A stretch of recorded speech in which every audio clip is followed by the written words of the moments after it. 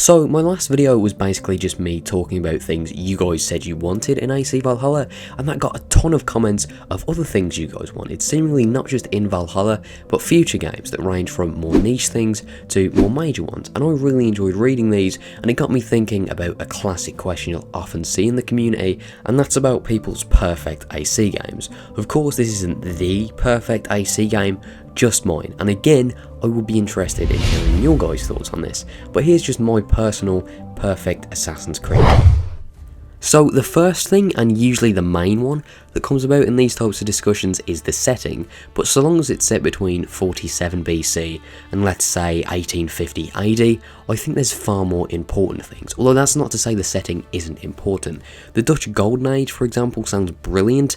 Amsterdam would be a great location. It'd be nice to have just one big compact city again, but my ideal setting, until something else comes around, is ancient Rome. And I know that's generic and it's a lot of people's pick, but it's for good reason. Of course it'd be ideal for a Bike sequel, but for the sake of the video, we'll just talk as if the game isn't a sequel.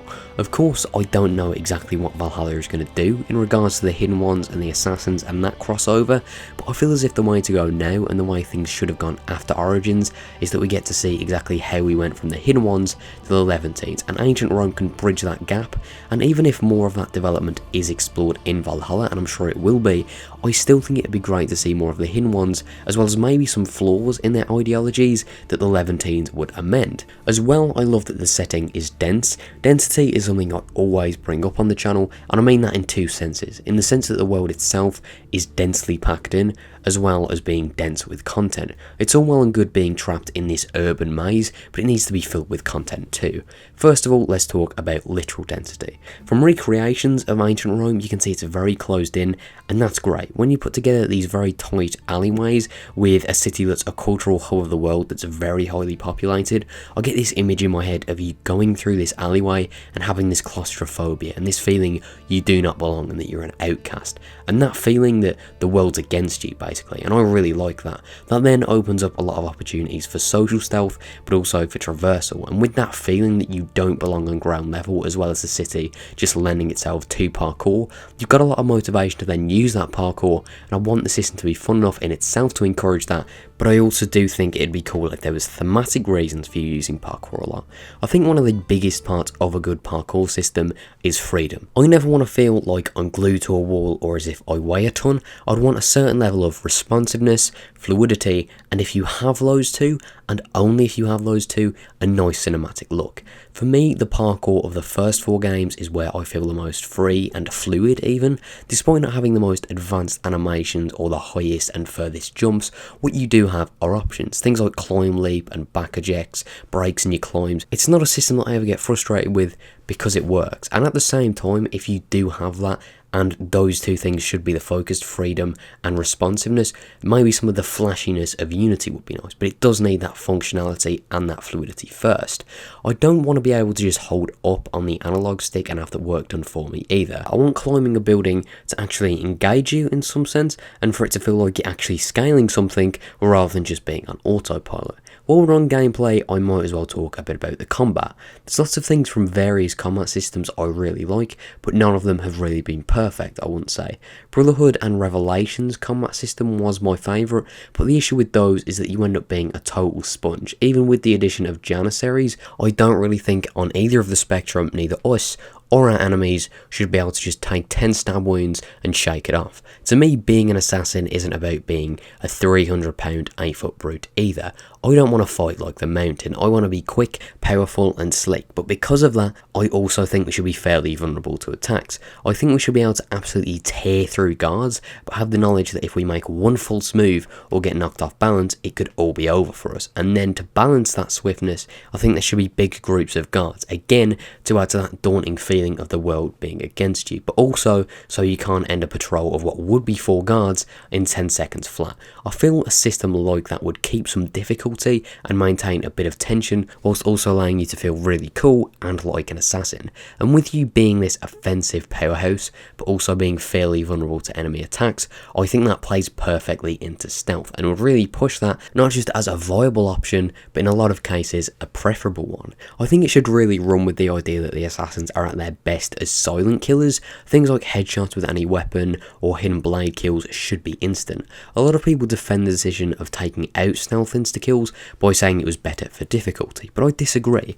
I think we need a compromise of having a certain amount of power when in stealth, but also the enemies being far more punishing. If an enemy sees you, they could call out to the others, instead of just running past all their friends to light a brazier or ring a bell that's 100 meters away. In all, I want being spotted in enemy territory, not to feel like things just became more tedious as now you've got to fight them head on, but that a penny's just dropped and that you've made a serious mistake.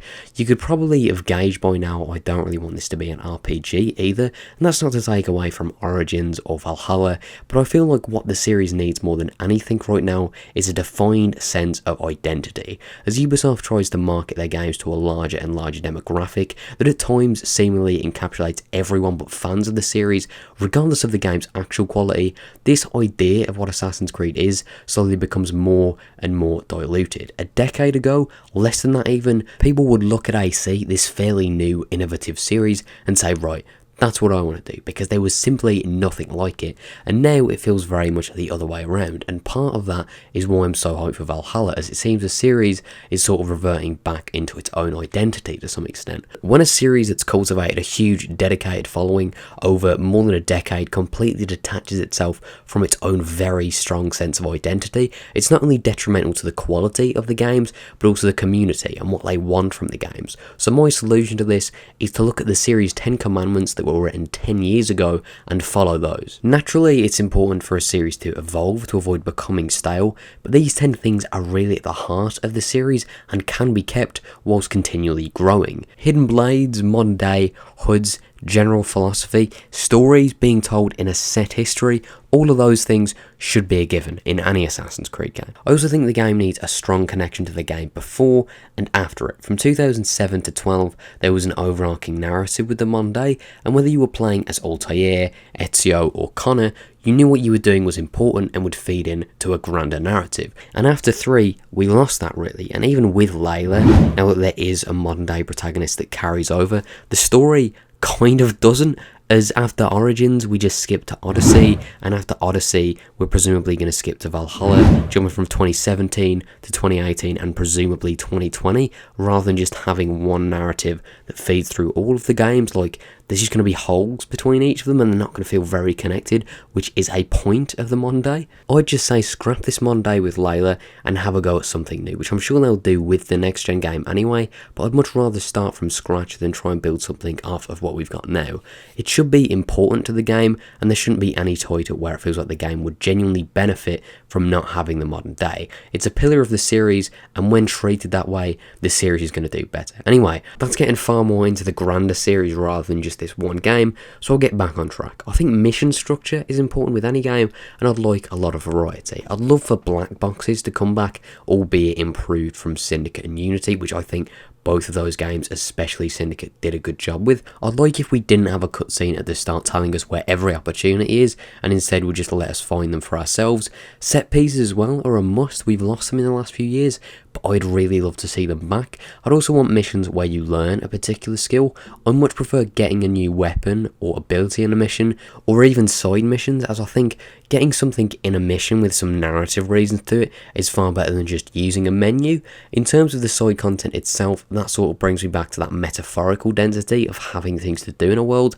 As I said, I wouldn't want the game to be an RPG, so all of these would be optional, but I'd want incentive to actually do them. I'd want the narrative to be concise and to be able to fully enjoy that without side content, but I'd like something like in Origins, where after a major event takes place, there's side quests that pick up from that. Since in this very self-indulgent hypothetical game, parkour is good again, I'd like some more parkour puzzles as well as tombs. Any side content that isn't just a matter of fighting people is usually quite refreshing and adds a nice bit of variety. Although on that account, I would love for Templar hunts to come back in a bigger way if we had a few side missions for each Templar, or whatever the antagonists are in that time period of whatever setting the game does take, where we get to see their hierarchy a little more and come to understand it's more than just 10 powerful targets. Any sort of micromanagement would be great too, whether it be a safe house or territories or both. I'd love that kind of thing, as it's a great way to add depth to the game's economy or your base. But yeah, to summarise, I'd want an older styled AC experience with more modern mechanics mechanics, which really is where the series should be anyway. But yeah, those are just a few things that I'd want. As I said, this is a super subjective thing, and naturally you're all going to have your own ideas on this, and I'm interested in hearing those if you do want to share them. But yeah, thanks again for watching. I'm sorry for the slow uploads. I've been busy with like some just general life stuff, and in terms of trying to make this Origins thing, I forgot how giant of a game that was, especially without New Game Plus, and I want to try and review every game before October, September sort of time, where I'm just going to be like swallowed up with making Valhalla content. But yeah, thank you guys for watching again. If you did enjoy, maybe leave a like, and if you didn't, maybe let me know why.